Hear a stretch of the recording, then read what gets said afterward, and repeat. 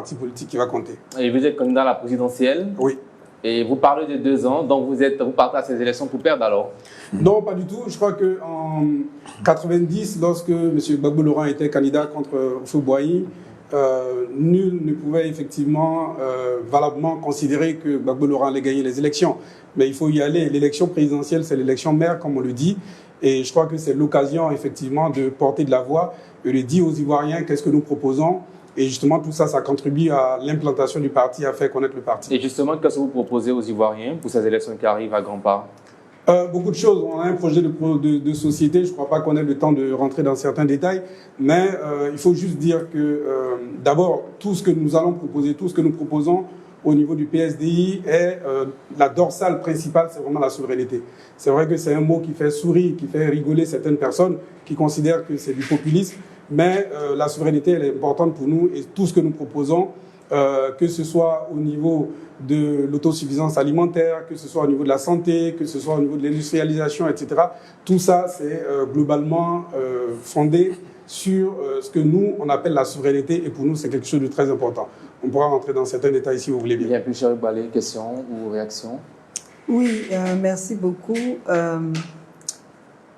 J'aimerais savoir si, malgré la jeunesse de ce parti, il revendique un bastion, quand même. Et même si, là, il a parlé de souveraineté concernant le projet de société, mais on aimerait savoir de façon concrète qu'est-ce que le parti propose, ou du moins le candidat propose pour l'éducation, pour la santé, par rapport à des problèmes importants, comme toutes ces populations qui ont été déguerpies et qui espèrent en un président qui va les rétablir dans leurs droits. Qu'est-ce que vous pensez de la question des droits de l'homme en Côte d'Ivoire? Et puis, je ne sais pas si je peux tout dire en même temps. Allez-y, allez-y. Voilà. Le parti est membre de CAP Côte d'Ivoire et on constate une certaine cacophonie au niveau des prises de position des membres de cette coalition. Est-ce que cette coalition-là a l'intention d'aller avec un candidat? Comment elle compte harmoniser ses points de vue pour être forte, puisqu'il y a plusieurs candidatures qui sont déclarées au sein de la même coalition. Bon, on aimerait quand même comprendre comment ça va se passer. Et puis, quelles sont les stratégies que lui, en tant que candidat, il compte développer pour convaincre les Ivoiriens? Voilà, je peux m'arrêter là. Oui, ça fait beaucoup de choses. Je vais commencer par, on va dire, le plus simple, c'est concernant la CAP Côte d'Ivoire. Effectivement, le Parti des sociaux-démocrates ivoiriens, donc PSDI, fait partie de la CAP Côte d'Ivoire. Et je pense que tous les Ivoiriens aujourd'hui savent l'objectif pour lequel la CAP Côte d'Ivoire a été créée. Donc la CAP Côte d'Ivoire, je rappelle que c'est la coalition pour une alternance pacifique dont le coordonnateur est Cheikh Tidiane Thiam et la porte-parole principale, c'est Mme Simone Yves Gbagbo. La CAP Côte d'Ivoire a été créée parce que nous n'avons pas confiance au processus électoral. Nous avons donc créé la CAP Côte d'Ivoire pour des élections libres, transparentes, inclusives, ouvertes donc à tous. Et on demande un dialogue politique au gouvernement, ce que nous n'avons pas encore pu obtenir. Et nous insistons pour dire que la liste électorale qui nous a été proposée, la liste définitive qui nous a été proposée, elle est mauvaise et qu'il faut absolument reprendre, disons, la RLE, parce que nous estimons que c'est vraiment la seule condition pour qu'il y ait la paix sociale en Côte d'Ivoire. Vous n'êtes pas sans savoir que plusieurs leaders de l'opposition sont exclus de cette liste électorale et tout ça, ça fait partie des raisons principales pour lesquelles la CAP Côte d'Ivoire a été créée. Et donc, lorsqu'on a fini de dire ça, est-ce que vous avez parlé de cacophonie? Je ne crois pas que ce soit la bonne expression. Lorsque vous voyez, disons, les objectifs pour lesquels la CAP Côte d'Ivoire a été créée, nous pensons qu'aujourd'hui, nous sommes dans la logique initiale donc, de création de la CAP Côte d'Ivoire. En ce qui concerne les candidatures, on n'a jamais décidé au niveau de la CAP Côte d'Ivoire qu'on allait avoir une candidature unique, donc rien ne doit vous surprendre. Je précise au passage que le PSDI, que j'ai l'honneur de présider, bataille aujourd'hui. En tout cas, c'est l'une, disons, des voies que nous avons décidé d'adopter, faire de sorte que l'opposition ivoirienne ait un seul candidat, donc une candidature unique, face au candidat du RHDP, puisque nous ne savons pas encore qui sera le candidat du RHDP. Donc il n'y a aucune cacophonie. Tout ce qui se passe aujourd'hui est dans la logique de ce qu'on avait prévu dès le départ. Bien, qui voyez-vous donc comme candidat unique au sein de l'opposition? C'est pas nous qui décidons. D'ailleurs, je vous ai dit tout à l'heure, si on vous permettait de décider et que le dernier mot vous revenait. Ben, je dirais Dr Coulibaly Diniako, moi-même, tout simplement. Bien. Alors parlons de cacophonie. Oui, juste sur ce point. Candidature unique pour toute l'opposition ou bien au sein de CAP Côte d'Ivoire? Pour toute l'opposition. Vous savez qu'aujourd'hui, vous avez la CAP Côte d'Ivoire, vous avez le mouvement trop du président Laurent Gbagbo, le Front commun, et vous avez le PDCI qui est dans la CAP, qui est également dans ce Front commun. Et vous avez à côté également un certain nombre de candidats. Vous avez une coalition qui est née dernièrement, la coalition entre Assalé Timoko et Vincent Tobi. Et voilà, vous avez beaucoup d'autres candidats qui ne sont pas forcément très connus du grand public. Mais nous pensons en tout cas qu'avec le PDCI qui s'est positionné entre les deux gros blocs, nous pouvons effectivement discuter avec toute l'opposition et faire de sorte qu'on ait une candidature unique face au RHDP. Bien. Est-ce qu'au sein du CAP Côte d'Ivoire, il était possible d'aller à l'élection présidentielle dans ces conditions? Écoutez, c'est pas ça le sujet principal de discussion. Parce que quand on parle de cacophonie, on voit des partis au sein de votre coalition qui ne mènent pas l'opération de parrainage et d'autres le font et d'autres qui se plaignent également. Oui, c'est ce que j'ai dit. L'objectif principal, je veux dire, on ne se perd pas en route au niveau de la CAP Côte d'Ivoire. Nous avions un objectif principal et on ne le perd pas en vue. Après, chaque parti politique a sa propre stratégie. C'est pour ça qu'on peut avoir l'impression qu'effectivement il y a une cacophonie, mais chaque parti politique prend ses décisions en bonne connaissance de cause. Pour vous donner un exemple très simple, nous, au niveau du PSDI, donc le Parti des sociaux-démocrates ivoiriens, nous avons décidé d'avoir un candidat à cette élection présidentielle, mais nous avons décidé d'être, c'est notre logique à nous, en tout cas, de ne pas faire les parrainages. Nous n'allons pas faire les parrainages, nous n'allons pas payer la caution de... Vous serez donc inéligible? Non, on ne peut pas dire ça parce que c'est comme si vous me disiez... C'est une condition pour être candidat. Oui, je sais. C'est comme si vous me disiez que pourquoi M. Laurent Gbagbo aujourd'hui fait les parrainages alors que son nom n'est pas sur la liste électorale. Il peut être inéligible plus tard. Idem également pour... La CEI l'a précisé. Il peut être quoi, vous avez dit? Il peut être inéligible. Ah oui, bien sûr. Oui, comme nous aussi, on peut être inéligible. Mais nous luttons au sein de la CAP Côte d'Ivoire. Mais vous avez plus de chances d'être inéligible en ne menant pas cette opération. En ne faisant pas de parrainage, c'est comme... Non, je veux dire, l'appréciation... pas la caution. L'appréciation de qui a plus de chances d'être inéligible ou pas, je ne crois pas que ce soit à vous de la faire. Nous sommes des partis d'opposition, nous menons une lutte, nous avons une stratégie, nous avons une logique dans laquelle nous menons cette lutte et nous sommes toujours dans cette logique-là. Oui, mais les conditions d'éligibilité sont connues. Quand vous dites ouvertement que vous n'allez pas en satisfaire, bon, par rapport à quoi seriez-vous éligible? Oui, c'est pour ça que je vous dis, c'est comme si on disait, lorsque vous savez que vous n'avez pas votre nom sur la liste électorale, c'est ridicule d'aller faire le parrainage. C'est comme si on le disait. Mais aujourd'hui, comme vous pouvez le constater, vous avez deux gros poids lourds de la scène politique ivoirienne qui font le parrainage alors qu'ils n'ont pas leur nom sur la liste électorale. Nous disons qu'avant l'élection d'octobre 2025, un certain nombre de décisions seront prises, tout sera remis à plat. La CEI qui est là, que nous recusons, sera réformée et disons, la loi électorale sera également réformée parce qu'il existe un certain nombre d'aberrations dans cette loi électorale. Ça, c'est la bataille de l'opposition et nous pensons que nous allons gagner cette bataille. Mais qu'est-ce qui vous en donne la certitude quand vous n'arrivez pas à obtenir le dialogue politique, encore moins la RLE 2025? En politique, il n'y a pas de certitude. Jusqu'au bout, nous allons jusqu'à la veille de cette élection.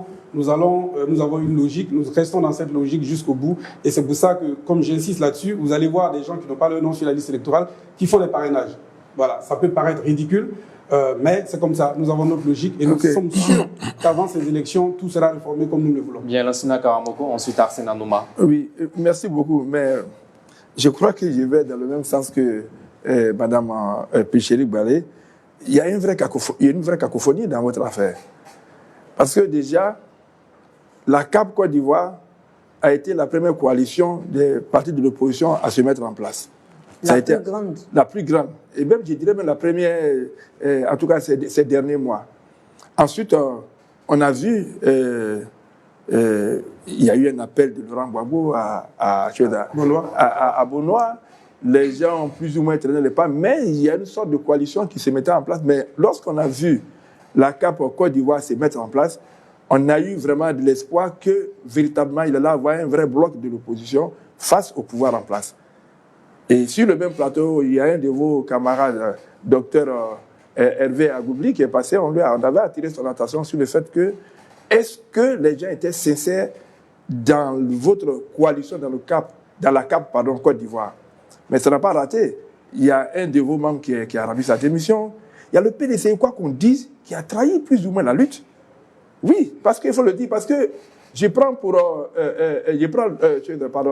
Charles Bégoudé, au mot qui a dit, et je le cite, qu'il aurait eu au moins l'élégance, il parle de Thiam, de nous informer, nous, membres de la CAP à laquelle appartient le PDCI, avant, n'est-ce pas, d'aller signer une sorte d'alliance avec le PPAC de Laurent Gbagbo. Est-ce que, quand on regarde tout ça, toute cette cacophonie, et ensuite vous dites que vous faites tout pour que, à 3 mois des élections, vous voulez remettre la CEI à plat, vous voulez remettre la loi... Vous voulez tout remettre à plat à 3 mois. Est-ce qu'en réalité, vous voulez vraiment aller à ces élections? À travers ce que vous avez dit, est-ce qu'on n'a pas une idée, les Ivoiriens qui nous regardent n'ont pas une idée claire de ce que, effectivement, l'opposition est en train de préparer? C'est-à-dire ne pas aller aux élections et puis, bon, fermer le trouble, quoi. Écoutez, vous savez, aujourd'hui, on parle de 3 mois avant les élections, oui. Mais vous avez souvenir du fait que ça fait quand même plus d'1 an que l'opposition, et notamment la CAP Côte d'Ivoire, réclame un dialogue politique avec le gouvernement en place. Voilà, donc si aujourd'hui... Est-ce que cette opposition s'est donné les moyens véritables d'inquiéter le pouvoir en place? Parce que ce que vous n'avez pas pu faire pendant plusieurs années, ce n'est pas à 3 mois des élections, alors que dans vos rangs, il y en a qui vont pour le parrainage, il y en a qui disent on n'y va pas, comme vous par exemple. Vraiment, il faut que vous nous expliquiez, on ne comprend rien dans votre affaire là. Oui, vous ne comprenez pas, mais c'est ce que j'essaie de vous expliquer, même si c'est difficile à comprendre. J'essaie. Ce que je dis, c'est que, vous voyez, CAP Côte d'Ivoire et la coalition Trop c'est trop, oui. J'insiste là-dessus, on a des objectifs. Et nous sommes dans cette logique. Est-ce que, je vous coupe là, excusez-moi, oui. Est-ce que tous les membres de CAP Côte d'Ivoire sont également dans la coalition Trop c'est trop? Non, je l'ai expliqué tout à l'heure, vous avez le PDCI qui, en fait, constitue un pont entre la CAP Côte d'Ivoire et le mouvement Trop c'est trop. Ah, d'accord. Voilà, donc du coup, je pense que je ne trahis aucun secret en vous disant qu'on est en train de prévoir effectivement des actions communes que nous allons mener très très bientôt. Voilà, donc ce qui signifie que la présence du PDCI dans les instances du mouvement Trop c'est trop et dans les instances de CAP Côte d'Ivoire permet donc de fédérer les actions entre ces deux gros blocs de l'opposition. Et je pense que ceux qui observent l'opposition et qui estiment qu'il y avait espoir en l'opposition ivoirienne peuvent justement être ravis avec cette évolution de l'organisation de l'opposition ivoirienne aujourd'hui. Je ne crois pas qu'il y ait une cacophonie. Je pense qu'il faut... ce mot n'est pas adapté. J'insiste là-dessus, chaque parti politique est autonome. Nous avons un objectif commun. Et cet objectif commun, c'est de faire de sorte que ces élections puissent se faire sans qu'il y ait un seul mort, sans qu'il y ait un seul blessé. Et c'est dans cette logique que nous allons. C'est le pouvoir en place qui a décidé d'exclure certains candidats, ce n'est pas nous au niveau de l'opposition. Donc nous pensons aujourd'hui que le pouvoir en place a tous les leviers pour faire de sorte que cette élection puisse se passer dans de très bonnes conditions. On est à 3 mois de l'élection, vous avez raison de le préciser, mais une fois de plus, ça fait plus d'1 an que nous demandons un dialogue politique que nous n'avons jamais obtenu. Nous avons envoyé plusieurs courriers au chef de l'État, nous avons envoyé des courriers également au ministre de l'Intérieur et nous avons fait tout ce qu'il fallait effectivement pour obtenir ce dialogue que nous n'avons jamais obtenu. Donc aujourd'hui, nous regardons le pouvoir droit dans les yeux et nous lui disons que c'est à lui de prendre ses responsabilités. La Côte d'Ivoire lui appartient. En tout cas, la Côte d'Ivoire appartient à tous les Ivoiriens, mais la Côte d'Ivoire, aujourd'hui, est dans ses mains, comme on dit en Côte d'Ivoire, et nous espérons, en tout cas, que le pouvoir en place va prendre soin de ce pays-là, parce que, malheureusement, si ce qui doit être fait n'est pas fait, nous avons peur que 2020 ne se réitère en 2025, et peut-être dans des conditions beaucoup plus graves qu'en 2020. Voilà, donc c'est tout ce que nous pouvons dire, et donc nous lançons un appel encore une fois de plus au gouvernement. Il n'est jamais trop tard pour bien faire. Nous, au PSDI, nous disons, et je le dis de façon claire et nette, ce n'est pas une position de la CAP Côte d'Ivoire. Il faut aujourd'hui que tout le monde ait le courage de dire qu'il faut reporter ces élections pour remettre tout à plat. Ça, c'est une position du PSDI. Ce n'est pas une position de la CAP Côte d'Ivoire, je précise bien, mais comme vous l'avez dit, nous sommes à 3 mois de l'élection. Nous pensons que lorsqu'on regarde les revendications de l'opposition aujourd'hui, pour pouvoir les satisfaire, il n'y a rien à faire, il faut reporter ces élections. Alors, quand on parlait des reports, il y aura donc une transition, c'est votre souhait? Bah, écoutez, tous les mécanismes dans un pays, tant qu'on peut préserver des vies, sont, disons, envisageables. Est-ce qu'il faut une transition, est-ce qu'il ne faut pas une transition? Ce n'est pas moi qui vais décider. Une chose est sûre. C'est vous qui proposez le report. Je propose le report et il y a des mécanismes au niveau de notre Constitution qui font de sorte que si les élections n'ont pas lieu à la date précise, il y a des mécanismes qui font que, justement, le pays peut avoir une certaine continuité dans l'exercice des... Voilà. Bien, Arsène Anoma. Bon, moi, je vais commencer d'abord par un point de son programme de gouvernement lorsqu'il a parlé de souveraineté. Voilà. Actuellement, la Côte d'Ivoire a diversifié ses partenaires économiques. La France, qui était l'ex-puissance coloniale, n'est plus notre premier partenaire économique. Nous regardons beaucoup plus vers l'Asie, vers l'Amérique, tout ça. Aujourd'hui, le gouvernement en place a racheté certaines banques commerciales et en a fait des banques nationales. Bien sûr. La Côte d'Ivoire essaie d'instaurer une industrie de transformation de ses produits agricoles. Vous estimez que vous allez apporter la souveraineté. Selon vous, vous estimez que la Côte d'Ivoire, à l'état actuel, n'est pas souveraine. S'il arrivait que vous deveniez président de la République de Côte d'Ivoire, quel type de souveraineté vous allez apporter à la Côte d'Ivoire qu'elle n'a pas actuellement? Ça, c'est concernant votre programme de gouvernement. Maintenant, ensuite, revenons à votre développement politique. Vous estimez que le PDCI est la courroie de transmission entre les deux blocs de l'opposition. Oui. Alors qu'il est connu de tous que le président Laurent Gbagbo, avec son mouvement Trop c'est trop, qui n'a pas pris, ne parle pas à Simone Gbagbo et à Charles Blé Goudé. Charles Blé Goudé et Simone Gbagbo aussi le lui rendent bien. D'autant plus que, comme l'a dit le doyen, Charles Blé Goudé s'est plaint du fait que le PDCI n'ait pas avisé les membres de CAP avant d'aller contracter avec le PPACI.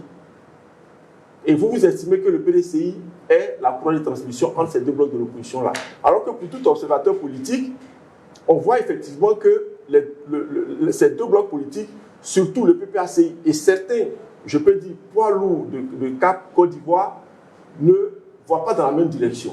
Comment se fait-il que, le PDCI peut arriver à fédérer ces deux groupes, ces deux antagonistes politiques qui sont réels?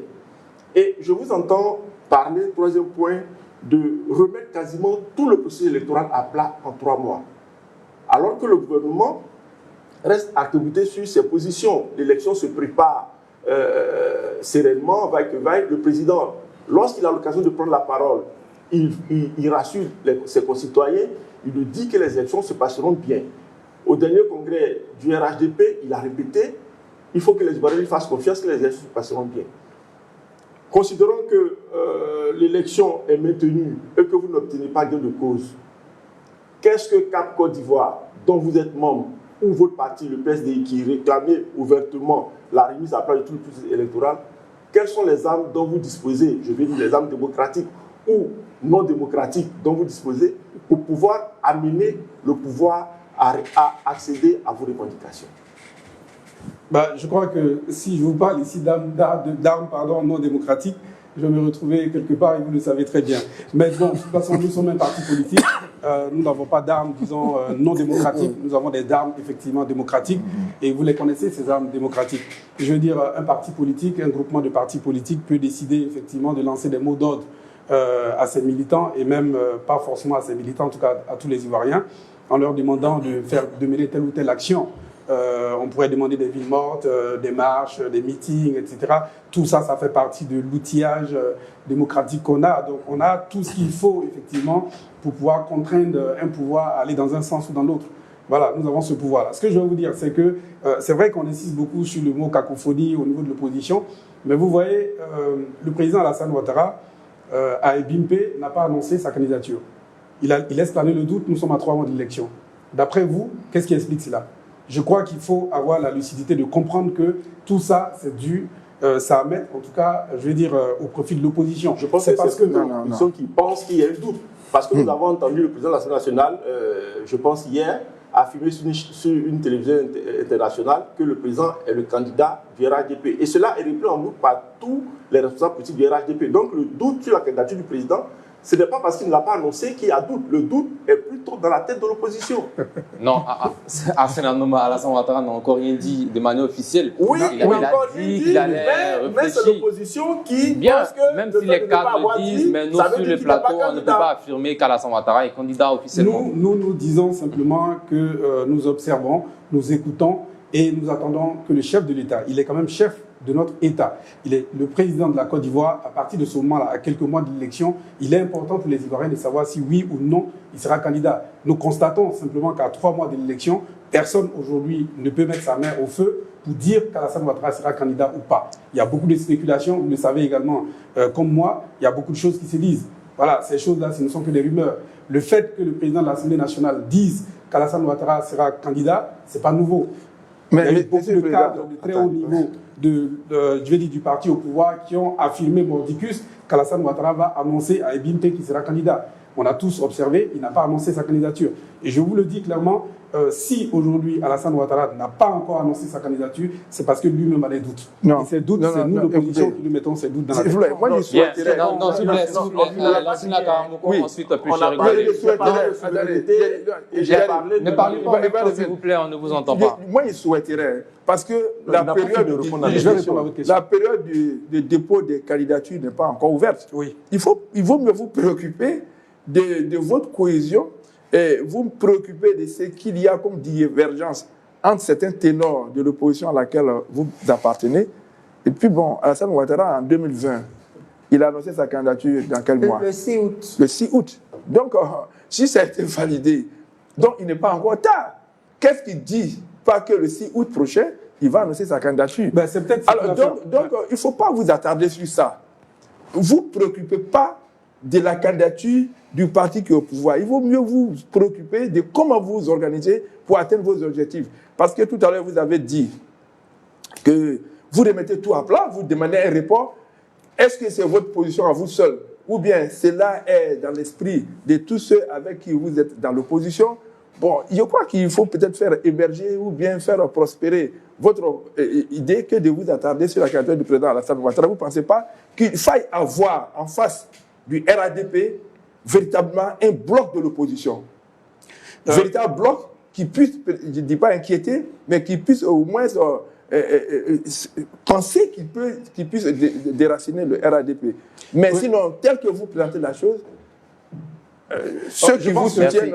Docteur, vous allez aussi réagir en plus sur le sujet au niveau de la souveraineté. Bien sûr. Oui, voilà, ce que je vais juste dire, on va évacuer cette question effectivement de la candidature du président Alassane Ouattara. On parle de 2020. En 2020, ce n'est pas en août qu'on a connu le candidat du RHDP. On l'avait connu longtemps à l'avance, en 2020. Oui. Voilà. Donc, je vais dire août 2020, c'était une situation exceptionnelle où Alassane Ouattara a décidé effectivement d'être candidat. Voilà. Sinon, longtemps à l'avance, on savait qui allait être le candidat du RHDP. Aujourd'hui, est-ce que vous êtes capable de nous dire qui est le candidat du RHDP? Non, on ne peut pas le dire. Excusez-moi, moi je veux que vous soyez clair. Est-ce que le mois d'août, ou bien même mi-août ou fin août, c'est tard pour annoncer une candidature? Bon, écoutez, ça c'est la source interne effectivement au RHDP, vous avez parfaitement raison. Mais lorsqu'on a fait, vous voyez là par exemple, on se pose la question, est-ce que Blé Goudé sera candidat ou pas? Je dis, ça n'intéresse pas quelqu'un, ça dépend du projet. Mais là, on est en train de parler du président de la République. C'est pour ça que ça intéresse les Ivoiriens, de savoir si effectivement il sera candidat ou pas. Et je vous dis une chose, nous sommes de l'opposition. Nous avons estimé en 2020 qu'il n'avait pas le droit d'être candidat. Nous avons estimé qu'il n'avait pas le droit d'être candidat. Nous avons estimé que ça a été un viol de la Constitution, le fait qu'Alassane Ouattara se présente en 2020. En 2025, nous nous posons encore la question, est-ce que la Constitution ivoirienne va encore être violée ou pas? Donc c'est pour ça que c'est important pour nous de savoir si celui-là, qui est le garant de notre loi fondamentale, le garant de la Constitution, va une fois de plus prendre des décisions qui seront, d'après nous, contraires à ce qui est écrit dans notre Constitution. Donc c'est pour ça que c'est important. Sinon, il aurait été un candidat quelconque, un parti politique quelconque, on ne se poserait même pas du tout la question. C'est parce qu'il est président de la République. Donc vos actions dépendent de sa décision? Non, pas ça. Je dis simplement c'est important. Ça intéresse les Ivoiriens, c'est pour ça qu'on a parlé. Non, mais la souveraineté, vous avez posé la question de savoir, effectivement, nous estimons aujourd'hui que la Côte d'Ivoire n'est pas souveraine. La Côte d'Ivoire n'est pas souveraine. Vous savez très bien, on parle souvent de la dette ivoirienne. La dette ivoirienne, elle est abyssale aujourd'hui. Et je pense qu'un pays qui a une dette aussi élevée ne peut pas être un pays souverain. Ce n'est pas possible. un pays africain. Parce que c'est vrai que lorsqu'on parle de cela, on nous objecte le fait que la France, les États-Unis, etc., sont des pays qui sont effectivement endettés. Mais vous savez, je vais vous dire une chose. Quand vous prenez un pauvre qui est hyper endetté et un riche qui est hyper endetté, c'est pas la même chose. Nous sommes un pays pauvre. Et en tant que pays pauvre, nous avons aujourd'hui une dette qui malheureusement fait que nous ne pouvons pas être responsables, nous ne pouvons pas être, disons, assez solides pour prendre un certain nombre de décisions sans nous référer à ceux, disons, qui viennent perfuser notre pays, malheureusement. Nous sommes aujourd'hui à plus de 30 000 milliards. Il y a des instituts de notation internationale financière qui estiment que la dette ivoirienne est supportable et que l'économie de la Côte d'Ivoire se porte très bien. Vous estimez que notre dette nous handicape, alors que ce n'est pas ce qui est dit. Et puis ce que vous dites, moi je peux vous dire aussi, les institutions qui prêtent de l'argent à la Côte d'Ivoire ne sont pas dupes, ne sont pas des philanthropes. Si elles continuent à prêter l'argent à la Côte d'Ivoire, c'est parce que la Côte d'Ivoire rembourse et la Côte d'Ivoire a des fondamentaux et des perspectives intéressantes. Okay. Je ne vois pas quelqu'un donner son argent à quelqu'un qui est incapable de rembourser. Est-ce que dans le fond, la dette n'est pas un levier de développement? D'accord, ok. Je vais vous dire, je ne suis pas là pour poser des questions, mais simplement ce que je vais vous dire. Quand ça sert effectivement au développement. La dette, vous savez, je vais vous dire, on n'est pas là pour faire de l'économie, mais ce que je veux dire tout simplement, c'est qu'il y a bien des pays qui arrivent à un stade où ils sont en cessation de paiement. Ça arrive. À partir de ce moment-là, comment vous expliquer que ces pays ont pu s'endetter jusqu'à atteindre ce niveau? Ce qui signifie que, effectivement, s'endetter, donner des prêts à un pays, justement, cet argument, il est beaucoup utilisé par les tenants du pouvoir, mais c'est un argument qui ne tient pas la route. Parce que sinon, aucun pays, dans ce cas, n'aurait atteint, ne va jamais atteindre, si vous voulez, le niveau où, effectivement, on se dit qu'il y a problème. Au Sénégal, vous savez, lorsque Diomaye Faye est arrivé, vous avez vu ce qu'il a vu dans son pays. On était à 70% du PIB, c'est ça, je crois, l'endettement de ce pays. Comment l'ex-président a pu faire de sorte qu'on puisse arriver à ce stade-là? Le Sénégal était quasiment en cessation de paiement. Donc voilà, c'est dire simplement que... voilà, le fait qu'effectivement les gens continuent à prêter à la Côte d'Ivoire ne veut rien dire. Et d'ailleurs, on nous sort souvent l'argument de 70%, etc., etc. Ce que je vais vous dire, les 70%, c'est la limite qu'il ne faut pas atteindre. Il ne faut pas du tout se rapprocher de ces 70%. L'idéal, c'est d'avoir 0%. C'est ça l'idéal. Donc, le fait d'avoir aujourd'hui 55% ne veut pas dire qu'effectivement, la Côte d'Ivoire a une économie qui va bien, etc., etc. Je crois qu'il ne faut pas se leurrer. Ce que je voulais vous dire, je parlais de souveraineté tout à l'heure. Nous pensons que lorsque un pays continue de tendre la main, ce pays ne peut pas être souverain. Ça, il faut qu'on le sache. Votre voisin, si c'est lui qui vous nourrit à la maison, évidemment, il a droit de regard sur ce que vous faites chez vous à la maison. C'est comme ça. C'est un principe aucun universel. pays n'est souverain à ce moment-là. Non. On va prendre une question de Péchéric Balé avant la Oui, j'avais demandé ce que le candidat comptait faire par rapport au déguerpi, quelle est sa conception de la situation des droits de l'homme en Côte d'Ivoire, mais bon, je n'ai pas eu de réponse. Oui, vous avez raison. Je crois que là, on va parler du logement. Ça fait partie effectivement des dorsales de notre projet de société. Vous savez, aujourd'hui, la Côte d'Ivoire a un gros problème. C'est au niveau du logement. Pourquoi on a un gros problème? Parce que, justement, il y a une anarchie totale qu'il y a à ce niveau. Rien n'est régulé. Aujourd'hui, pour acheter un terrain, le propriétaire du terrain vous fixe le prix qu'il veut. Vous avez des terrains qui coûtent 100 millions de francs CFA, 600 mètres carrés à 100 millions de francs CFA. Quand on sait que le SMIC est à 75 000 francs CFA, comment est-ce qu'on peut accepter cela dans un pays pauvre? Ce n'est pas acceptable. Je vais vous dire... Non, mais il y a des standings quand même. Ah oui, je suis totalement... Ah oui, il y a des standings. Voilà, oui, je suis totalement d'accord avec vous. Mais ce prix-là, si vous voulez, c'est le prix du mètre carré à Paris. Est-ce que vous trouvez ça normal? Dans un pays où le SMIC est à 75 000 francs CFA, je crois que l'État devrait limiter effectivement le prix, le coût, si vous voulez, des terrains. Le prix des loyers doit également être, disons, réduit, de sorte à ce que... Non, mais c'est évident, ça vous fait peut-être rigoler parce que ça ne se fait pas, mais je crois. Mais comment votre parti compte organiser le coût des loyers? Parce que chaque citoyen construit son bâtiment, il met en location. Comment vous allez organiser ce secteur-là? C'est simple, je crois qu'il faut juste des règles dans ce pays. Vous savez très bien, l'huile qui est vendue... Une 2 pièces à Macro Zone 4 est différente d'une 2 pièces à Bourreau de Rérail. Oui, c'est pour ça qu'on parle de règles. Ça veut dire quoi? En fonction, effectivement, d'un certain nombre de règles qui seront fixées, en fonction des standings, comme le disait Mme Péchéric Balé tout à l'heure, en fonction des standings, effectivement, l'État ivoirien peut décider de mettre un barème de sorte à ce qu'on ne puisse pas dépasser. Lorsqu'on est à Cocody, à la Riviera, je ne sais pas moi, 3, on dit, OK, le prix du mètre carré, c'est tel montant. Il faut que ce soit fait. Mais est-ce que ça existe ailleurs, dans d'autres pays? Ah, bien sûr que ça existe ailleurs. Les prix ne sont pas fixés au hasard, bien sûr. Alors, nous allons marquer une courte pause, on revient juste après.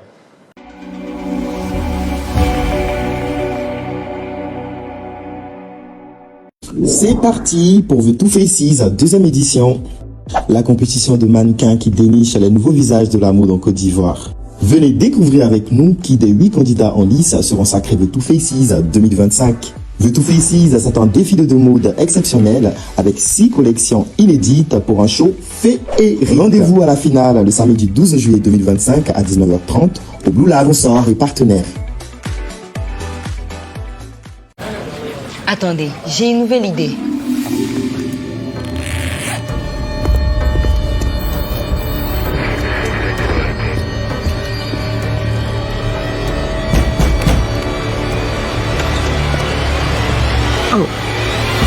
Mettez ça, le jeu va commencer. Canal+, Netflix, boum, ça va être énorme. C'est dingue. Pour vous, nous imaginerons toujours plus. Maintenant, profitez de tout Netflix, inclus dans votre nouvelle formule Tout Canal+. Attirer une cible plus grande, dynamisez vos chiffres. Contactez notre service marketing et commercial au 05 05 199 199 ou au 07 77 600 600 ou envoyez tout simplement un mail marketing@reflet.tv. Reflet. Bonne nouvelle, Reflet TV change de canal. À partir du 7 juillet, retrouvez toute la richesse de vos programmes préférés sur la nouvelle fréquence, le canal 337 du bouquet Canal+. Même énergie, même passion, encore plus de proximité maintenant sur le canal 337. Pensez à réinitialiser votre décodeur si nécessaire. Reflet TV, toujours là pour vous inspirer, vous informer et vous divertir. Reflet TV, notre télé.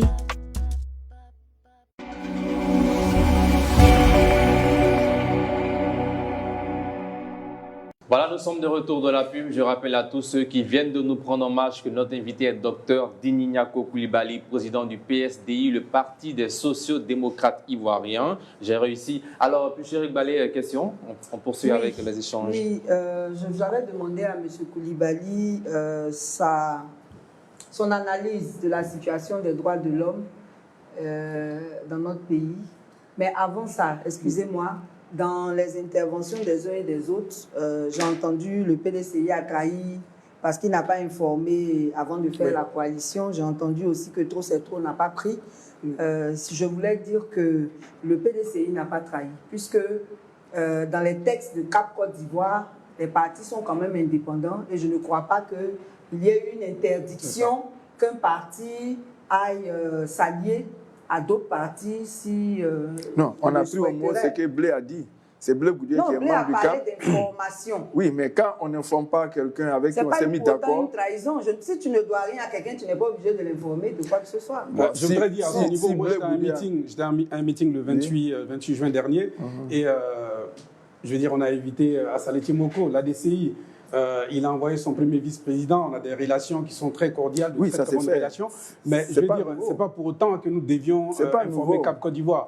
Chaque parti politique a le droit de faire ce qu'il veut en dehors de la Cap. Il faut être clair là-dessus. On a des objectifs qui sont communs. Ces objectifs-là, je les ai rappelés tout à l'heure. C'est les élections, c'est la CEI, l'organisation globalement de l'élection en Côte d'Ivoire. En dehors de ça, chacun fait ce qu'il veut. Moi, aujourd'hui, je peux décider d'aller m'allier à qui je veux. À Salé Timoko, à Vincent Toby, au RHDP. Oui, ça dépend de... Si je m'allie au RHDP, dans ce cas, je ne suis plus dans l'opposition. Voilà. Donc voilà, je pense qu'aujourd'hui, on a en face de nous le RHDP, qui est le parti au pouvoir, et de l'autre côté, on a l'opposition. Donc je crois que j'ai le loisir de contracter avec qui je veux, en dehors du RHDP, parce que sinon, du coup, je sors de l'opposition. Voilà. Maintenant, quand on dit que trop c'est trop n'a pas pris, je voulais préciser que le mouvement a été lancé le 19 juin. Et donc, je pense que nous sommes dans l'attente des actions qu'il va mener. On ne peut pas là, de façon prématurée, dire que ça n'a pas pris. Il reste 3 mois, oui, mais ce n'est pas 3 jours. Voilà, maintenant, pour revenir à la situation des droits de l'homme, je pose la question parce qu'on a parlé d'action démocratique, on a parlé d'armes démocratiques, alors que nous sommes dans un contexte où la liberté d'expression n'est pas garantie, la liberté de manifestation non plus, alors que ce sont des droits constitutionnels. Bien sûr. Et donc, comment pouvez-vous être sûr que les actions que vont vouloir mener Cap Côte d'Ivoire vont porter, vont être même autorisées? Parce que j'ai entendu marche, j'ai entendu ville morte, Je crois que ce sont des thèmes que le régime en place n'aime pas beaucoup. Est-ce que vous êtes sûr que vous allez pouvoir le faire? Nous osons espérer que le pouvoir en place n'est pas un pouvoir autocrate et que, je veux dire, même si on a estimé qu'il y a un certain nombre de choses pour lesquelles on pourrait considérer qu'il y a viol de la Constitution, notamment la candidature du président Alassane Ouattara en 2020, désolé de revenir là-dessus, nous espérons en tout cas que, je veux dire, l'opposition ivoirienne a encore le droit de faire un certain nombre de choses. Nous pensons, nous avons le droit de faire des meetings, nous allons organiser une marche, que le pouvoir le veuille ou pas, c'est pas antidémocratique, c'est dans notre constitution, nous avons le droit de le faire et nous allons le faire. Les Ivoiriens seront informés en temps voulu, mais nous allons organiser une marche qui sera une marche commune, c'est quelque chose que je dis, qui sera une marche commune, en tout cas de toute l'opposition, et je suis convaincu qu'on va le faire. Donc ça, de toutes les façons, le pouvoir en place ne pourra non, il ne faut pas vous inquiéter à ce niveau. Le PDCI a fait une marche d'énervement. Hein. Bon. Elle s'est bien passée, non, cette marche. Oui, on espère on ne donne pas l'impression. Non. Ça, c'était il faut juger par les actes posés. Est-ce que récemment, le PDCI a demandé, n'a pas demandé une marche sur l'étendue du territoire? Oui, il y a des marches éclatées. Est-ce que ces marches n'ont pas eu lieu? Mais d'après vous, vous avez vu le dernier communiqué? Non, mais il faut répondre à ma question. Non, mais je vais répondre à la question, ne vous inquiétez pas. Ce que je voulais dire, c'est que vous avez vu le dernier communiqué qui a été fait par Simondo, le porte-parole du groupe parlementaire PDCI, qui a estimé qu'il y a des velléités d'arrestation de plusieurs cadres et même de députés du PDCI. Parce qu'ils ont marché. D'ailleurs, voilà, c'est ce que je voulais dire. Parce qu'ils ont marché. Il y a des jeunes la question, c'est pourquoi est-ce qu'ils ont été arrêtés? Aujourd'hui, personne n'est capable de dire de façon claire et nette ce qui s'est passé. Il y a eu une marche. Le PDCI a posé un certain nombre d'actions. Non, mais ce que je veux dire, c'est que le PDCI a posé un certain nombre d'actions qui justifient qu'aujourd'hui, le pouvoir en place se permette d'aller arrêter des gens. Mais docteur, il ne faut pas lier la marche. S'il vous plaît, il est connu que vous êtes opposant. Oui. Il est connu que vous êtes opposant. Vous tenez des discours, vous menez des actions politiques. On ne vous arrête pas. J'estime que s'il y a des personnes qui sont arrêtées, ce n'est pas dû au hasard. Il doit y avoir certainement des charges qui leur sont reprochées. Donc le fait qu'on vienne dire que parce que des personnes ont été arrêtées, nous sommes en train de tomber dans une certaine autocratie, pour moi j'estime que c'est un rapport. Il faut rectifier, c'est enlever, c'est pas arrêter. Non, ça c'est des termes. On ne sait pas où ils sont. Personne ne disparaît. C'est ce qui s'est passé le 2 juillet. Personne ne disparaît. Il a disparu, j'ai réapparu au parquet. On finit toujours par savoir. Une disparition, j'estime que quand quelqu'un disparaît, au moins on ne le retrouve pas. Mais lorsque à un certain moment donné, quelqu'un est détenu par une certaine santé et qu'on finit par savoir qu'il a été pris par telle personne et qu'il se retrouve dans tel endroit, pour moi, c'est certainement dû au fait, aux charges qui lui sont reprochées, c'est ce qui a peut-être engendré ce problème. Mais finalement, c'est pas une question de question de droit. Merci. C'est une question de droit. Alors, docteur, si vous permettez, sur ce point précis, je crois qu'on est censé être dans un pays de droit. Alors, à partir de ce moment, je veux dire, on peut arrêter qui on veut, effectivement, si on a des charges contre cette personne-là. Il y a des procédures. On convoque la personne arrive. Si elle veut arriver avec un avocat, elle vient avec son avocat. On lui notifie le fait que il sera placé en mandat de dépôt, etc., etc. Il y a des règles. Lorsqu'on envoie des gens nuitamment ou alors brutaliser quelqu'un à la maison et qu'on l'enlève, on ne dit pas à quelqu'un où est-ce qu'on l'envoie, je ne crois pas que ce soit les règles de fonctionnement dans un État. Est-ce que ces arrestations sont liées à la marche? Non, mais ces arrestations sont liées aux actions démocratiques qui sont posées par le PDCI aujourd'hui. J'ai posé une question précise. Il y a eu une marche qui a été autorisée et encadrée. Oui. Est-ce que c'est suite à cette marche que les personnes qui ont été arrêtées l'ont été? Ou bien c'est un lien avec autre chose qu'ils ont fait? Mais comment voulez-vous que je vous réponde lorsqu'on arrête des gens et que personne ne sait les raisons pour lesquelles on les a arrêtés et quand on les arrête dans des conditions... En ce qui concerne le jeune, je crois que c'est le jeune du PDC, la jeunesse estudiantine, là, le président. Lui, il a été arrêté parce qu'il a tenu des propos qui étaient insurrectionnels. Oui, c'est ce qui a été dit. Du caractère insurrectionnel. Oui. Quand il dit aux gens de descendre dans la rue, ça n'a rien à voir avec une marche. Et vous tenez-vous prêt, vous allez descendre dans la rue dès qu'on vous donne le feu vert. Ça n'a rien à voir avec une marche. Mais ce n'est pas un appel. Maintenant, à l'insurrection. on veut l'entendre sur la profondeur de ses propos. Ça n'a rien à voir avec la marche. Tenez-vous prêt. Tenez-vous prêt, ça ne veut pas dire descendez dans la rue. C'est ça. Bon, docteur, moi j'ai des préoccupations. Hein. Il y a, par exemple, un parti de Cap Côte d'Ivoire qui a quitté la coalition. Oui. Quelle est votre lecture de cela? Et lequel? Au début, là? C'est le renouveau démocratique qui a quitté. Voilà. Quelle est votre lecture de cela? Vous avez dit que vous n'allez pas payer la caution, vous n'allez pas faire les parrainages, alors que certains partis de l'opposition, je pense que paieront la caution. Ceux même qui sont inéligibles sont en train de recueillir les parrainages.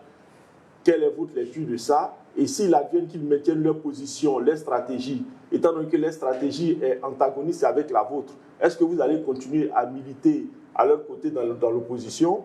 Vous avez parlé de candidature unique de toute l'opposition, alors qu'évidemment, lorsqu'on voit, nous ne sommes pas en train de partir vers ça avec l'opposition, parce que Dr Simon Gbagbo a émis sa candidature, ceux qui sont inéligibles ont émis leur candidature. Charles Blé Goudé a dit que si lui ne partait pas, il pourrait qu'il nous propose un scénario à la Diomaye Faye. Tout ça, j'ai l'impression que tout ce que l'opposition fait est antinomique à ce que vous pensez. Est-ce que vous vous sentez bien au sein de Cap Côte d'Ivoire? Bon, déjà, vous parlez du renouveau démocratique de mon très cher camarade Lamoussa Djinko qui est parti. Effectivement, je crois qu'il a été reçu sur ce plateau. Il a expliqué en long et en large les raisons qui l'ont poussé à partir. Mais vous savez, moi je vais vous dire, même dans un foyer, entre madame et monsieur, il y a souvent des discussions. Mais il faut apprendre à faire les discussions en interne et lorsqu'on sort, on se serre les coudes pour aller de l'avant. C'est comme ça qu'un couple fonctionne. Mais il peut arriver effectivement qu'il y ait divorce parce que l'une ou l'autre partie du couple peut estimer que les conditions ne sont pas réunies pour qu'elle continue de rester effectivement dans la relation. Ça a été le cas. Lamoussa Djinko, il nous a exprimé en interne son désaccord par rapport à un certain nombre de choses, c'est son droit. Quelles sont ces choses-là?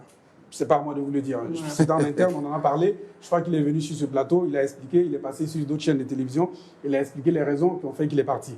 Vous me demandez quelle est ma lecture. Je n'ai pas de lecture spéciale à avoir par rapport à ça, mais j'estime que c'est dommage, tout simplement. Je crois qu'il aurait pu rester parce qu'il nous a exprimé effectivement son mécontentement par rapport à ça. Est-ce qu'il n'est pas plus courageux que vous? Comment ça? Est-ce que c'est... Parce qu'il a pris son courage à deux mains pour dire haut et fort les récriminations qu'il avait contre lui. Est-ce que moi je vous ai dit que j'avais des récriminations? J'en ai pas. Non, il n'a pas de récriminations, mais toute sa stratégie est contraire à la stratégie de plusieurs membres du CAP. Non, bien. Je reprécise les choses. La stratégie de CAP, elle est unique. Lutter pour qu'on ait des élections libres, transparentes, ouvertes à tous. Lutter pour que la RLE se refasse parce que la liste électorale qui est là, elle est aberrante. Elle a beaucoup d'anomalies et nous ne voulons pas de cette liste. Notre lutte, effectivement, c'est une réforme totale de la CEI. Il faut être clair là-dessus. C'est ça la seule stratégie de Cap Côte d'Ivoire. Le reste, chaque parti politique a le droit de faire ce qu'il veut. Ceux qui ont envie d'être candidats sont candidats. Ceux qui ont envie d'aller faire des alliances ailleurs ont le droit de partir les faire. C'est d'ailleurs pour ça que lorsque vous dites que mon très cher ami Charles Blé Goudé a dit qu'il trouvait, quelle est l'expression que vous avez utilisée, dommage que le PDCI n'ait pas eu l'élégance nécessaire de nous avertir. Mais je ne crois pas du tout que dans les statuts de Cap Côte d'Ivoire, il soit écrit quelque part que lorsqu'on va faire une alliance, vous avez des statuts? Il faut bien sûr qu'on a des statuts. Alors, docteur, votre regard sur le mode opératoire du parrainage citoyen? Vous savez, en 2020, j'étais vice-président de la Nouvelle Côte d'Ivoire. Un parti politique a été créé par le ministre Yamia Konan. J'étais à cette époque en charge de la diaspora et en charge également des finances du parti. Et nous avons fait le parrainage avec M. Yamia Konan. Nous avions des amis de leaders qui également ont fait le parrainage pour M. Mamadou Koulibaly. À la fin, on nous a expliqué que toutes ces personnalités, il y avait 40 candidatures. Non, Mamadou Koulibaly était un candidat indépendant. Pardon? Il était un candidat indépendant. Bon, peu importe. Il n'était pas candidat de leader. Ok, bon, il faut peu importe, il était quand même candidat. Vous avez il était indépendant. Raison. Merci pour la précision. Ok. Ce que je voulais dire, c'est qu'il y avait 40 candidatures. À la fin, on a eu 4 personnes qui ont été retenues pour cette élection. On nous a fait comprendre que Mamadou Koulibaly, que Yamia Konan n'avait pas rempli les conditions pour faire le parrainage et que Konan Kouadio Bertin, Kakabe, a pu effectivement avoir les parrainages. comment est-ce que vous analysez cela?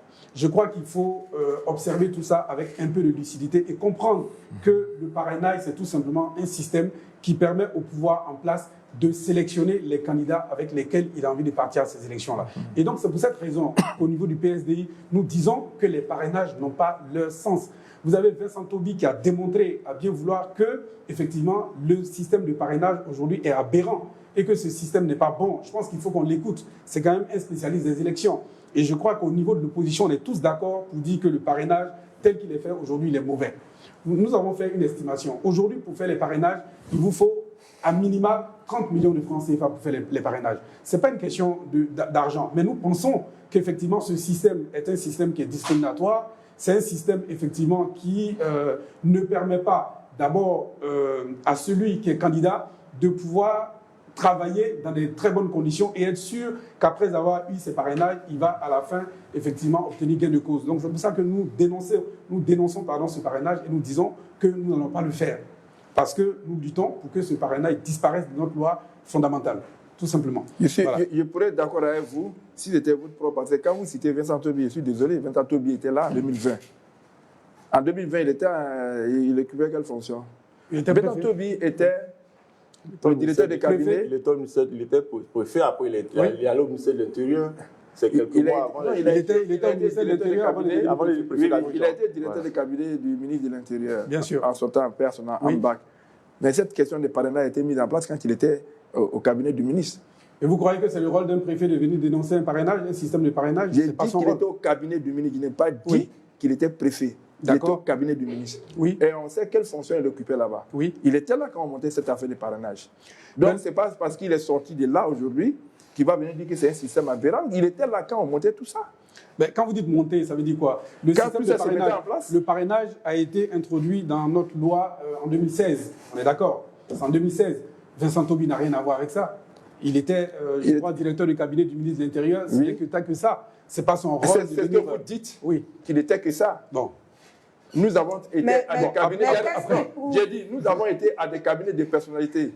C'est vrai qu'on a une fonction en ce qui concerne le fonctionnement du cabinet, mais au-delà, nous avons des relations politiques avec notre chef. Mais qu'est-ce qui prouve qu'il n'a pas réagi, qu'il n'a pas été écouté? Mais il y était quand même. Oui, mais c'est pas. Et pourquoi à son temps, il n'a pas dénoncé? Peut-être qu'il a dénoncé, mais en tant que directeur de cabinet... Vous avez entendu qu'il a dénoncé ça? Non, mais ce que je veux dire, c'est qu'un directeur de cabinet d'un ministre de l'Intérieur ne va pas s'exposer sur les réseaux sociaux. Ah si, il peut dénoncer même sans rendre sa démission. Ça... Bien, puis Chéri Balé, dernière question. Il peut rendre sa démission? Oui, je reviens sur mes questions qui n'ont pas été répondues. Ah oui, d'accord, ok. Par rapport au déguerpi, par rapport à l'école ivoirienne, qu'est-ce que vous pensez de tout ça? Et puis, je reviens quand même sur la situation des droits de l'homme en Côte d'Ivoire. C'est vraiment très, très important parce que nous sommes à 3 mois des élections. Il y a beaucoup de revendications qui n'ont pas été satisfaites. Est-ce que vous pensez que Cap Côte d'Ivoire ou l'opposition en général aura toute la liberté de mener des actions? Et si ce n'est pas le cas, que feriez-vous? Parce que déjà, nous sommes à 3 mois, vous n'avez pas obtenu le dialogue, vous n'avez pas obtenu la RLE. Bon. Quels sont les moyens d'action concrètement que vous pourriez mener? Je vais commencer par cette dernière question parce que c'est vrai que vous en avez parlé plusieurs fois. Les droits de l'homme. Nous estimons qu'en Côte d'Ivoire, les droits de l'homme ne sont pas respectés comme il se doit. Vous avez parfaitement raison. Et qu'est-ce que vous faites dire que les droits de l'homme ne sont pas respectés? Tout à l'heure, on a parlé des gens qui sont arrêtés. On a parlé des enlèvements. Effectivement, des gens qui sont arrêtés. Même s'il n'y en a qu'un seul. Même s'il n'y en a qu'un seul dans un état de droit, c'est déjà très grave. Voilà, donc même s'il n'y en a qu'un seul, nous estimons que c'est grave. Bon, voilà. Bon, voilà. Donc, ce que je voulais dire, c'est que pour moi, effectivement, les droits de l'homme ne sont pas respectés, comme en tout cas nous, on voudrait que ce soit. Maintenant, je dis et j'insiste là-dessus, la Constitution ivoirienne nous donne la possibilité d'utiliser un certain nombre d'actions. C'est constitutionnel et c'est ce que nous allons faire. Maintenant, il appartient au pouvoir, effectivement, de faire ce qu'il a à faire également. Nous sommes de l'opposition. Notre rôle, c'est de faire ce que la Constitution nous permet de faire. Ceux qui gouvernent prennent leurs responsabilités et la Côte d'Ivoire va aviser, les Ivoiriens vont aviser tout simplement. Voilà, donc à ce niveau-là, je crois qu'il n'y a pas autre chose à dire. D'accord. Nous n'avons que la loi avec nous et c'est ce que nous faisons tout simplement. Concernant les déguerpis, vous savez, à l'époque, nous, on a dénoncé effectivement ces déguerpissements pour une raison simple. C'est-à-dire, la raison qui sous-tend ces déguerpis est peut-être une raison qui est valable. Mais on ne déguerpit pas des gens, on les reloge. Et c'est ça la différence. Cette notion de déguerpissement, elle est disons, péjorative, et nous pensons que ce n'est pas responsable pour un État, effectivement, de déguerpir ces populations. Vous pensez que c'est un loisir, c'est une fierté, c'est honorable pour quelqu'un d'aller habiter dans un bas-fond, dans des endroits où vous avez des hautes tensions? Ce n'est pas possible. Ce n'est pas une fierté pour quelqu'un qui a une femme, des enfants, etc., d'aller habiter dans ce genre d'endroit. Donc, lorsqu'un État responsable constate qu'effectivement les gens vivent dans des conditions qui sont des conditions de précarité, alors à partir de ce moment, on les reloge. On prend des dispositions pour que ces personnes-là, qu'on va enlever d'un endroit précis qu'on estime être dangereux, puissent être relogées ailleurs. Donc, on ne déguerpit pas des gens, on reloge des gens. C'est tout ce que nous, on a à dire. Donc, ça... mais en tant que candidat, qu'est-ce que vous pensez faire pour soulager ces populations? Je l'ai dit tout à l'heure. Ça sera votre dernière intervention. Je l'ai dit tout à l'heure, j'ai dit que nous pensons qu'en Côte d'Ivoire, on a un gros problème au niveau du logement. Et cela s'explique par le fait que les loyers coûtent trop cher, cela s'explique par le fait que les terrains coûtent trop cher, parce qu'on a une vraie anarchie, il n'y a pas du tout de régulation, de réglementation de tout ça. Et nous au niveau du PSDI, si nous venons au pouvoir, on n'aura plus de terrain en Côte d'Ivoire qui va coûter 100 millions, avec un SMIC qui est à 75 000 francs CFA. Et cela me permet de rebondir par rapport à cela. Nous estimons que 75 000 francs CFA pour un SMIC, c'est aberrant. On ne peut pas accepter d'avoir 75 000. Ne me revenez pas en me disant... Il y a quand même une évolution. Oui, je savais que c'est ce que vous allez dire. Mais peu importe. Dites-moi, les 75 000 francs ont été fixés sur la base de quoi? Voilà. Je crois que dans un État, le SMIC, c'est le salaire minimum qui doit être garanti pour permettre à une personne de bien vivre. Attendez. Donc nous pensons, c'est notre point de vue, nous pensons qu'on aurait pu le mettre à 70 000. Pourquoi 75 000? Non, pourquoi 80 000? Non, c'est une façon de parler. On aurait pu mettre à 70 000. Vos partenaires de la CAP, CAP, vos partenaires de la CAP ont dirigé ces pays et le SMIC était à combien pendant qu'ils étaient le gouvernement? Nous sommes le PSDI. Il faut avoir raison de garder. Oui, d'accord. Il ne faut pas vous aventurer trop dans ça. Laissez-moi aller jusqu'au bout. Très rapidement, je vais vous dire une chose. En Côte d'Ivoire, on ne peut pas vivre avec moins de 150 000 francs, c'est pas possible. Ça, il faut qu'on le comprenne. Ce que je voulais juste vous dire, je ne dis pas que le fait... Donc ça veut dire je termine, excusez-moi. Je ne suis pas en train de dire que le fait d'avoir augmenté le SMIC à 75 000, c'est une mauvaise chose. Cette augmentation, elle est bien. Mais elle est insuffisante. Dites-moi, le député est payé à combien? Le député est payé à combien? 3 millions. Oui. Vous trouvez normal qu'un député soit payé à 3 millions et qu'on fixe, ces mêmes députés fixent le SMIC à 75 000 francs CFA? C'est inacceptable. Ça fait 40 fois le SMIC. C'est inacceptable. Dans aucun pays développé, puisque nous aspirons à être un pays développé, dans aucun pays développé, vous allez voir cette aberration. Dites au porte-parole de la CAP, qui est Simon Gbagbo, de concéder sa rente viagère. Oui. Merci, vous dites. Merci, docteur. Malheureusement, c'est l'heure de faire les coups de gueule, le carton rouge. Voilà, nous sommes dans le carton rouge, rubrique dans laquelle nous faisons des coups de gueule sur des sujets qui nous tiennent à cœur. Le premier carton rouge de cette émission avec Pulchérik Balé. Mon carton rouge s'adresse au ministère en charge de l'équipement public par rapport à l'éclairage des routes. Il y a beaucoup de routes qui sont très mal éclairées et cela cause des accidents. On veut citer particulièrement l'exemple de l'autoroute du Nord. À partir du lieu où il y a le marché de vivriers, l'autoroute n'est pas éclairée jusqu'à la station Shell, alors que c'est une zone qui est déjà accidentogène. Donc, on donne un carton rouge au ministère de l'Équipement pour toutes les routes qui sont mal éclairées. Bien, Arsène Arnaud, carton rouge. Bon, mon carton rouge, c'est à l'encontre de plus en plus de la détérioration des expressions qui sont utilisées contre les tenants de nos institutions.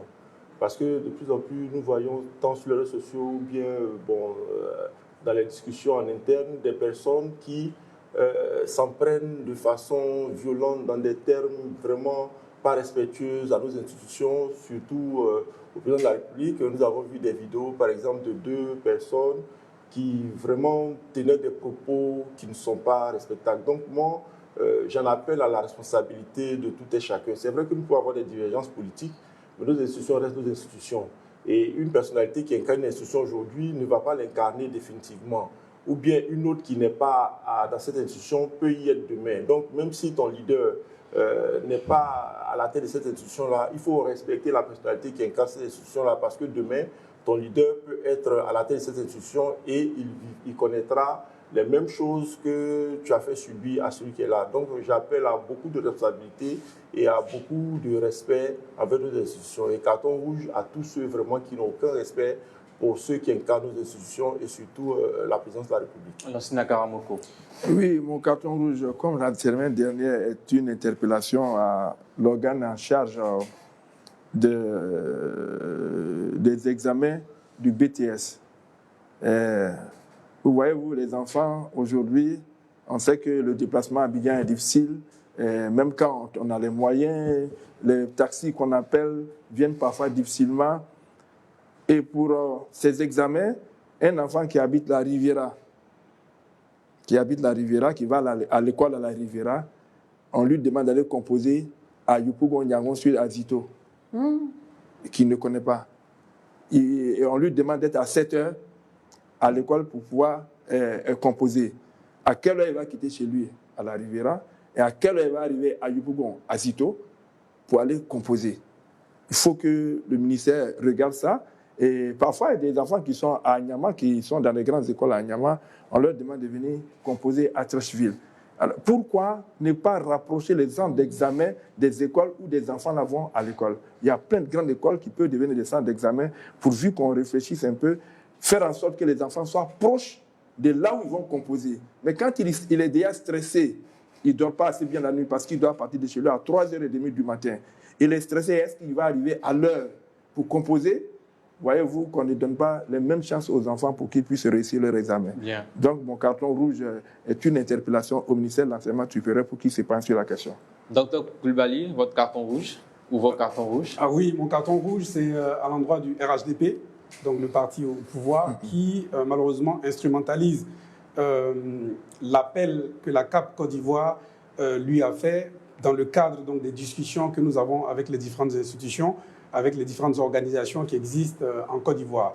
La CAP Côte d'Ivoire a envoyé un courrier effectivement au RHDP pour demander à rencontrer les dirigeants du RHDP pour, comme on le fait avec toutes les autres organisations, leur exposer notre vision effectivement de l'organisation de ces élections. Et l'instrumentalisation qui en est faite aujourd'hui par le RHDP, c'est de dire que le simple fait qu'eux viennent discuter avec nous, c'est comme si le dialogue politique était ouvert. Nous précisons, et donc je précise, que la CAP Côte d'Ivoire demande un dialogue politique avec le gouvernement et non avec le RHDP, parce que nous ne sommes pas dans un parti État. Le RHDP est au pouvoir, effectivement, mais nous ne sommes pas dans un parti État. Le gouvernement, ce n'est pas le RHDP. Voilà, donc c'est pour ça que, effectivement, carton rouge pour le RHDP, qui doit comprendre effectivement ce que nous voulons, un dialogue avec le gouvernement et non avec le RHDP. Bien. Le chiffre du jour, c'est maintenant.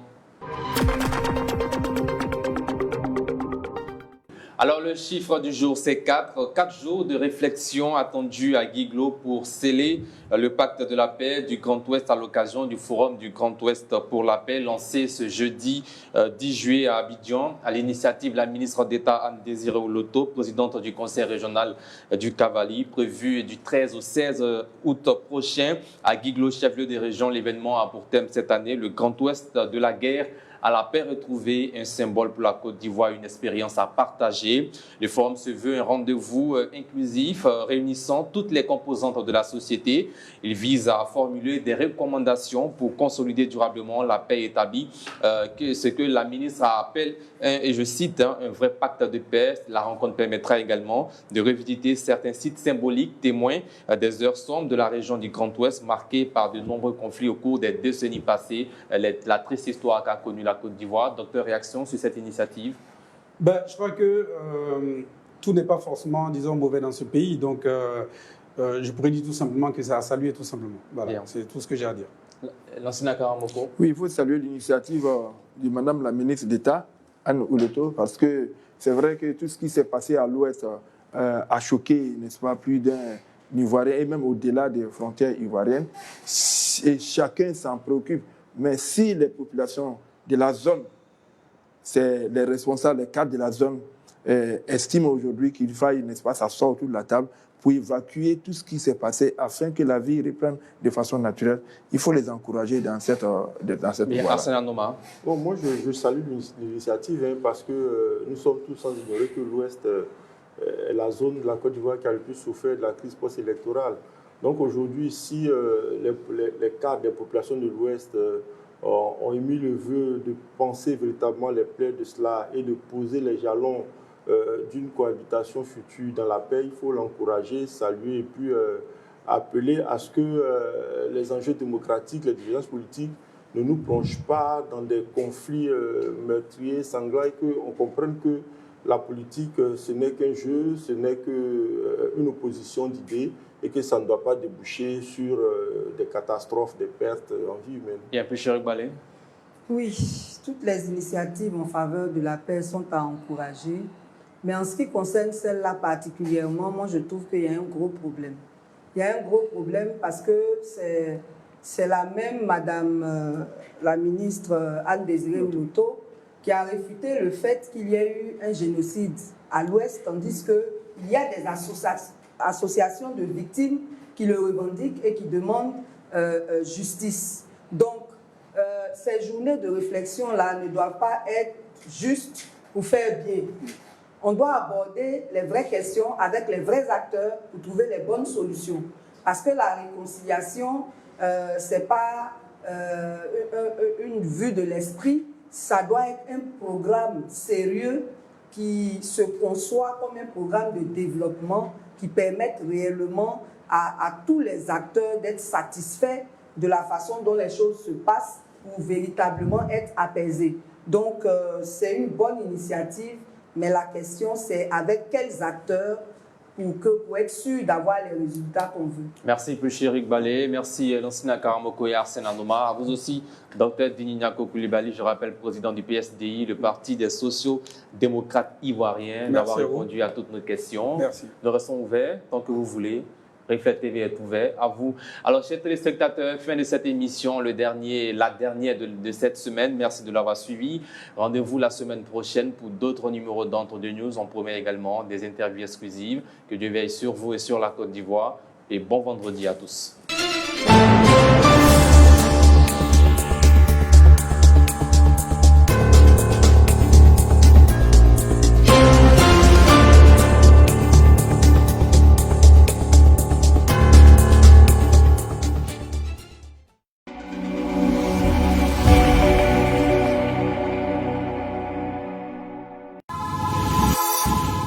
Elle rêvait de lumière, de gloire, de musique.